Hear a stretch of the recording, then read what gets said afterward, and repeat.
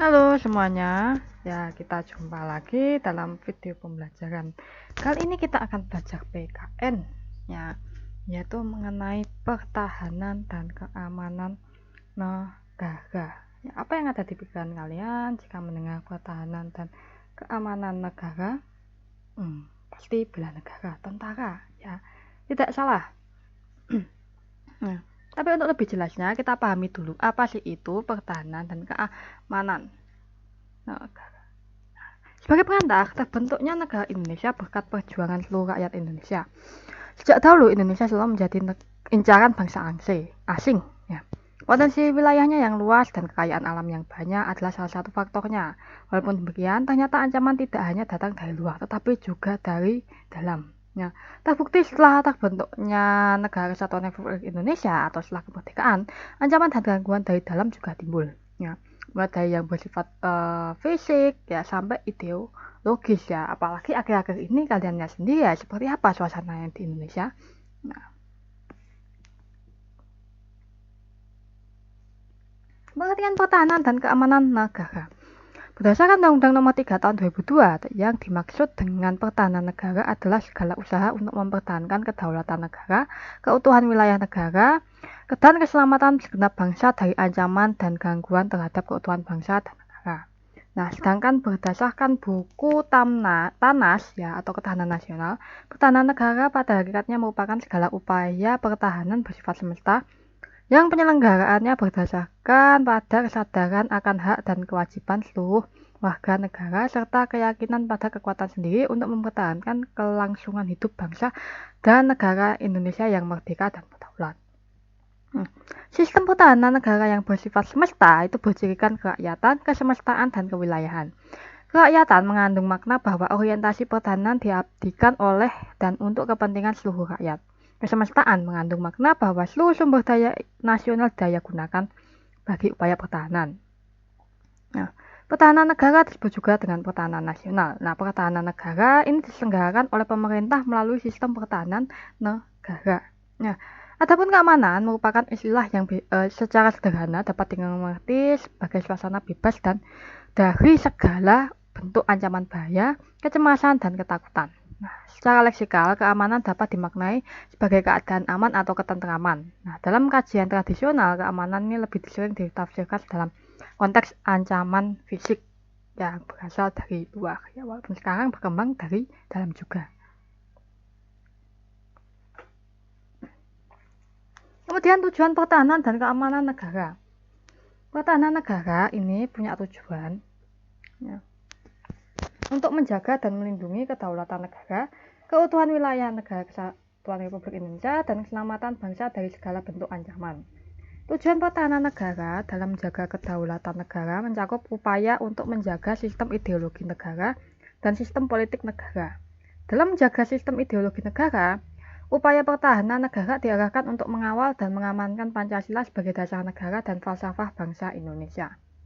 Nah, setiap usaha untuk mengganti ideologi Pancasila akan berhadapan dengan instrumen pertahanan negara yang setiap saat dapat siap membela dan mempertahankan. Nah, sedangkan dalam menjaga sistem politik, upaya pertahanan negara diarahkan untuk mendukung terwujudnya pemerintahan negara yang demokratis, ya, stabil, bersih, dan berwibawa serta mengandung tata nilai. Ya. Nah, pemerintahan yang stabil, bersih, dan berwibawa memungkinkan terselenggaranya pembangunan nasional dengan baik. Ya, begitu juga sebaliknya, kalau tidak stabil ya bisa mengganggu kelancaran pembangunan nasional. Ya. Tata nilai bangsa Indonesia terangkum dalam sebuah Bhinneka Tunggal Ika, yaitu bangsa Indonesia yang bernegara dalam wadah NKRI yang menjunjung tinggi nilai-nilai demokrasi, hukum, hak asasi manusia, dan lingkungan hidup, serta bukan berdasarkan atas suku, agama, ras, dan antar golongan. Ya, penyelenggaraan pertahanan negara bukan berarti selalu ditujukan untuk perang, tetapi juga untuk mewujudkan perdamaian, menjamin keutuhan negara Indonesia, mengamankan kepentingan nasional, serta menjamin terlaksananya pembangunan nasional. Ya. Pertahanan yang efektif merupakan pertahanan yang mampu menghadirkan suasana aman dan damai, di mana kehidupan masyarakat berjalan secara normal dan hubungan sesama negara baik di kawasan dalam maupun luar berlangsung secara bagus. Berlanjut ke komponen pertahanan negara. Pertahanan dan keamanan negara. Ada 3 komponennya. Yang pertama, komponen utama adalah Tentara Nasional Indonesia yang siap digunakan untuk melaksanakan tugas-tugas pertahanan. Komponen utama dibantu oleh komponen cadangan dan komponen pendukung untuk menghadapi ancaman non-militer. Komponen utama bertugas menghadapi ancaman militer dan melaksanakan tugas pertahanannya. Lalu ada komponen cadangan, yaitu sumber daya nasional yang telah disiapkan untuk dikerahkan melalui mobilisasi guna memperbesar dan memperkuat kekuatan dan kemampuan komponen utama, contohnya seperti polisi. Lalu ada komponen pendukung. Nah, sumber daya nasional yang dapat digunakan untuk meningkatkan kekuatan dan kemampuan komponen utama dan komponen cadangan. Komponen pendukung tidak membentuk kekuatan nyata perlawanan fisik.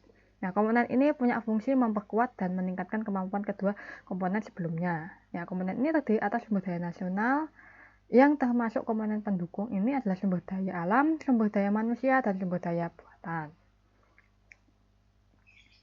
Berlanjut ke ketentuan hukum tentang pertahanan dan keamanan negara. Nah, ini semua diatur dalam Undang-Undang Dasar 45 Pasal 30 ayat 1 sampai 5 ya. Yang pertama ayat 1 yaitu tiap-tiap warga negara berhak dan wajib ikut serta dalam usaha pertahanan dan keamanan negara.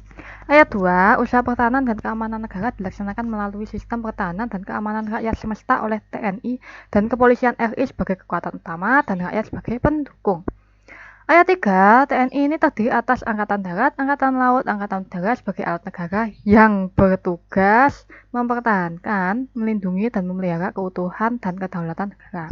Ayat 4, ya, Kepolisian Indonesia ini sebagai alat negara yang menjaga keamanan dan ketertiban masyarakat yang bertugas melindungi, mengayomi, melayani masyarakat, serta menegakkan hukum. Ayat 5, susunan dan kedudukan TNI, Kepolisian Indonesia, hubungan dan kewenangan dalam menjalankan tugasnya, syarat-syarat keikutsertaan warga negara dalam usaha pertahanan dan keamanan negara, ini diatur dalam undang-undang. Nah, ketentuan lebih lanjut itu diatur lagi dalam Undang-Undang Nomor 8 Tahun 2002 ya. Dengan ketentuan, sistem pertahanan negara merupakan sistem pertahanan yang bersifat semesta ya, menyeluruh yang melibatkan seluruh warga negara, wilayah dan sumber daya nasional, serta dipersiapkan oleh negara secara total terpadu untuk menegakkan kedaulatan negara, keutuhan wilayah, dan keselamatan segenap bangsa. Yang kedua, penyelenggaraan pertahanan negara adalah segala kegiatan untuk melaksanakan kebijakan pertahanan negara dengan komponen utamanya TNI dibantu komponen cadangan dan komponen pendukung. Lalu yang terakhir, hak dan kewajiban warga negara dalam pertahanan dan keamanan negara. Ini diatur dalam Undang-Undang 45 hasil amandemen antara lain pasal 27 ayat 3, yaitu bunyinya setiap warga negara berhak dan wajib ikut serta dalam upaya bela negara. Pasal 30 ayat 1, tiap-tiap warga negara berhak dan wajib ikut serta dalam usaha pertahanan dan keamanan negara. Pasal 30 ayat 2, usaha pertahanan dan keamanan dilaksanakan melalui sistem pertahanan dan keamanan rakyat semesta oleh TNI dan Kepolisian Indonesia sebagai kekuatan utama dan rakyat sebagai kekuatan pendukung.